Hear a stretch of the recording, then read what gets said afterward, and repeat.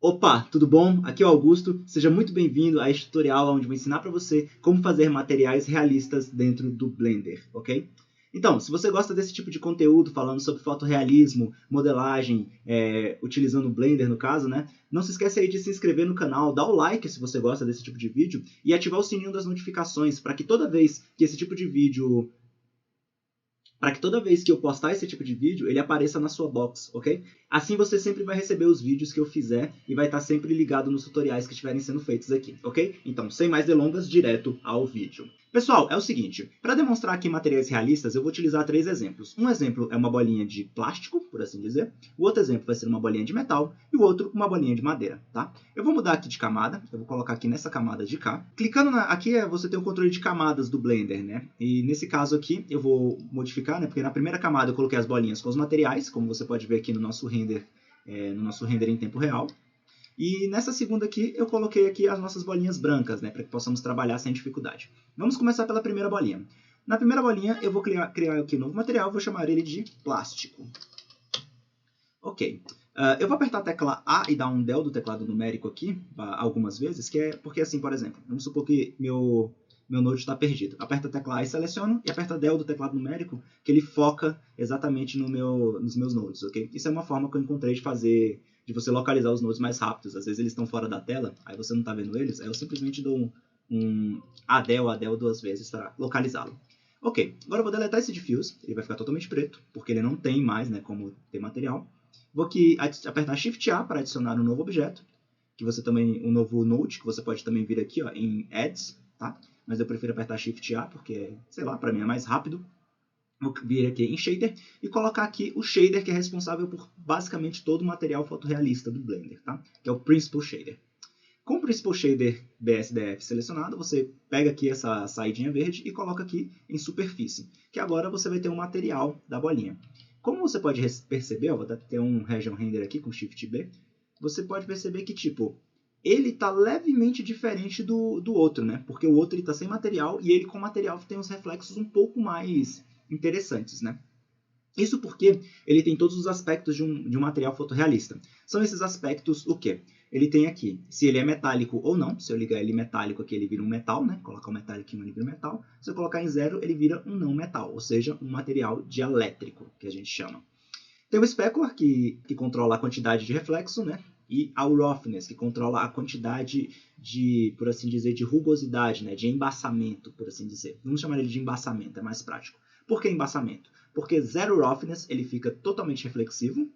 E vou até colocar aqui totalmente metálico para você ver. Ó, ele vira um espelho. Se ele for metálico com roughness 0, ele vira um espelho. E o roughness, conforme ele vai aumentando, ele vai deixando o reflexo embaçado. Tá vendo? Que se eu colocar no máximo, ele fica sem reflexo nenhum. Né? Ele fica totalmente estranho, no caso. Eu vou tirar o metallic. Eu vou deixar esse roughness aqui em 0,2, mais ou menos. Vamos colocar aqui, 0,2. Você pode clicar e arrastar essa barrinha, como você pode clicar no meio dela e digitar um valor. Tá bom? Ok. E agora, se eu reduzir o specular, você vai ver ó, que ele fica com reflexo menos proeminente. Se eu aumentar o specular, ele fica com reflexo mais proeminente. Vamos mudar a cor do nosso objeto, né, para que isso fique um pouco mais visível. Vou colocar ela aqui em azul. Se eu colocar aqui o specular em 0, você está vendo? Você pode ver que não aparece nada, nenhum reflexo. E conforme eu vou adicionando specular, ó, os reflexos vão aparecendo, tá bom? Até o ponto em que o reflexo basicamente come todo o material. Eu vou deixar ele aqui em ponto 5, tá?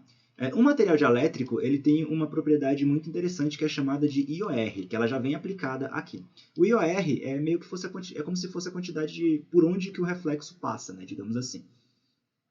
Eu não vou dar a explicação técnica toda do IOR, porque deixaria esse vídeo um pouco longo demais, mas conforme a gente aumenta o IOR, ó, você vê que o reflexo ele vai mudar um pouquinho, e com menos IOR o reflexo também vai mudar. Mas no caso, vamos deixar aqui 1.45, que é o valor padrão. A partir disso aqui, a gente já tem aqui como se fosse a nossa esfera de plástico, né? Esfera de borracha. Tá? Eu vou colocar aqui em ponto 1, para ficar um plástico um pouco mais limpinho. E a cor que a gente tinha utilizado originalmente era o vermelho, né? Mas vamos deixar ela aqui azul, porque fica mais interessante. Eu vou vir aqui e eu vou vir aqui rapidamente em Light Path, não Light Path, né? Em Sampling, e vou reduzir aqui os meus renders da Preview para 16. No caso, é a quantidade de vezes que ele vai processar para mostrar a minha imagem, né? Eu acho que 16 é só para ficar um pouco mais rápido, tá? Então, basicamente, é assim que você pode fazer um material de plástico. Uma última coisa que a gente pode citar é que, por exemplo, eu posso ter dois roughness um por cima do outro. Esse segundo roughness se chama clear coat. Imagina que você tem uma esfera, e essa esfera tem um material interno, né, como se fosse uma pintura de carro, que tem um material interno e por cima tem um polimento.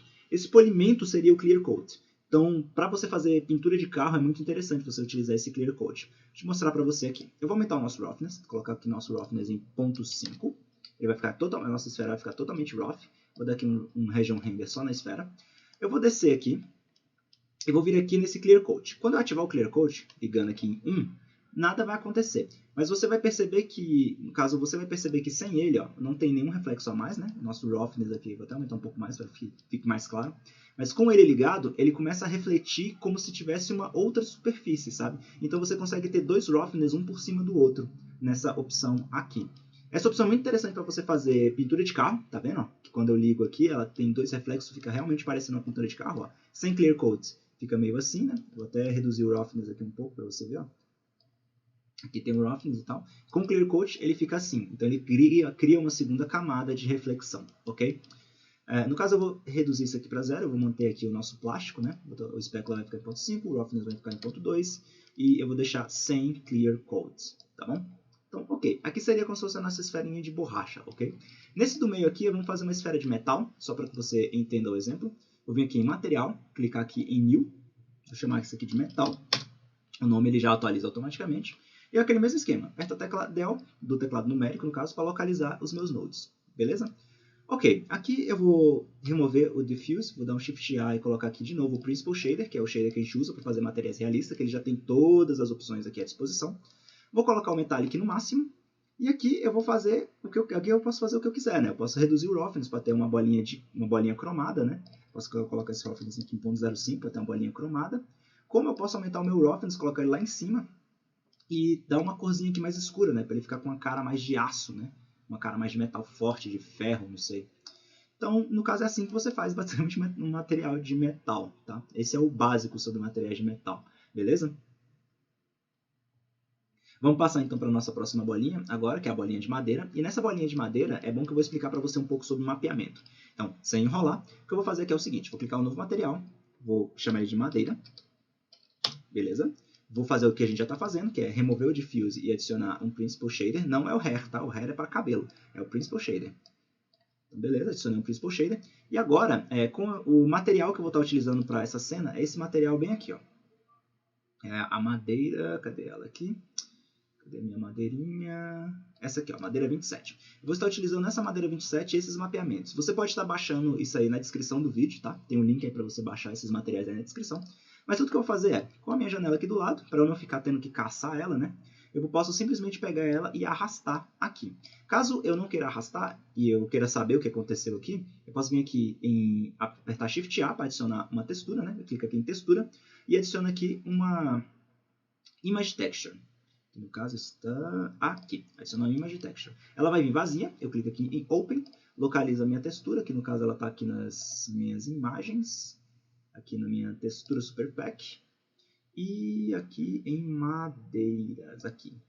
Volta uma, madeiras, tá? E aqui eu localizo no caso a minha madeira 27, né, que... Eu vou até colocar uma diferente só para você ver, ó. Coloquei essa madeira 11, aqui é a minha madeira 27, que é a que eu coloquei arrastando, e essa aqui é a minha madeira 11 que eu coloquei por aqui, tá bom?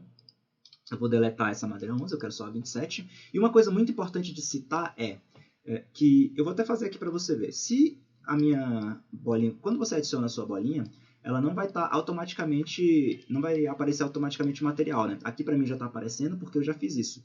Mas para que ele apareça, né, no caso, quando ela aparecer para você, eu vou até entrar no modo de edição com a tecla Tab, apertar a tecla U e dar um reset aqui. Quando ela aparecer para você, ela pode aparecer ou assim, toda bugada, ou sem nenhuma projeção, tá? Isso porque eu preciso entrar no modo de edição, apertar a tecla U e projetar a textura sobre ela, tá? Então, no caso, como eu extrato uma esfera, eu vou colocar aqui Sphere Projection, que ele projeta a textura na minha esfera, beleza?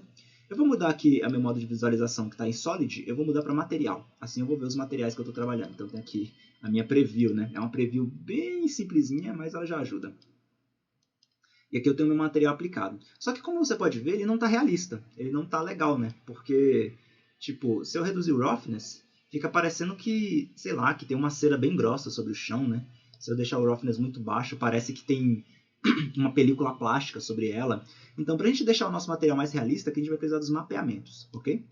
Então, beleza. Eu vou pegar aqui, começar pelo meu normal map, que ele vai dar um pouco um bump, né? Ele vai dar um pouco de volume ao meu material. No caso das imperfeições do meu material. Eu posso pegar ele aqui, arrastar e soltar aqui, tá bom? Lembre-se, se esse material não tiver relação com cor, ou seja, não estiver sendo ligado a uma bolinha amarela, ele nunca é cor. Ele é sempre non-color data, que está bem aqui, ó, non-color data, ok?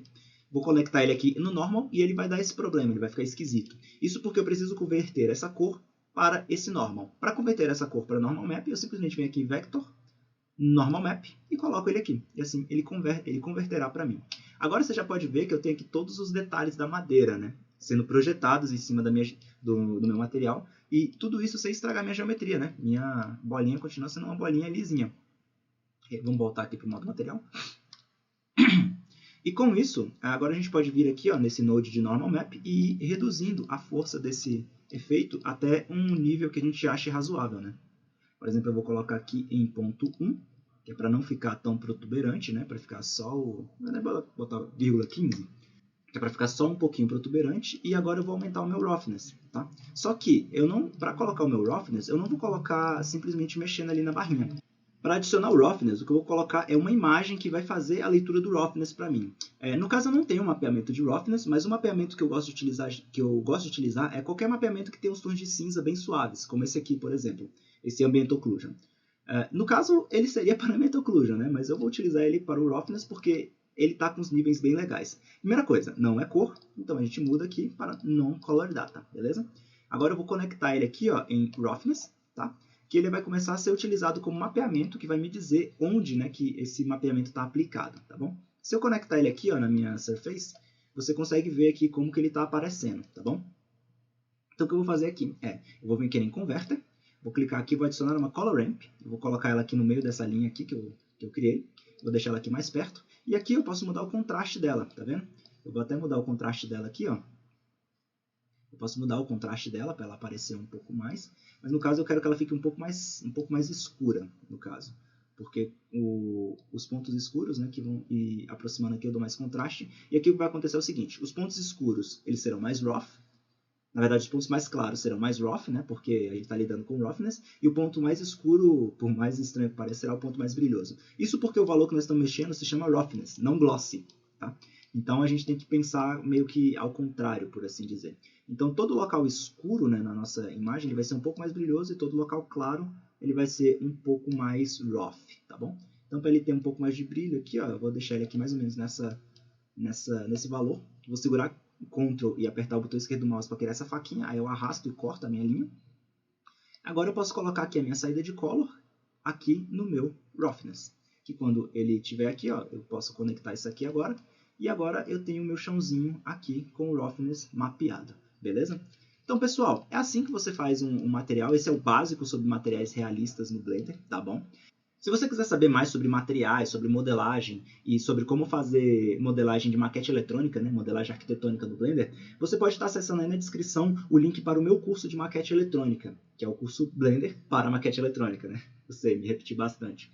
Mas lá você vai ter muito dessas coisas assim que você pode aprender. Se você estiver interessado, está com preço bem acessível, é só clicar lá e acessar, que você vai estar me ajudando a continuar aqui com o canal, ok? Se você gostou desse tutorial, não esquece de clicar no gostei, se inscreve aí no canal e clica no sininho para que toda vez que eu posto um novo tutorial você seja notificado. Também não esquece de compartilhar esse vídeo aí nas suas redes sociais ou com pessoas que você acha que gostariam de ver esse vídeo, tá bom? Muito obrigado e eu te vejo no próximo vídeo. Até mais!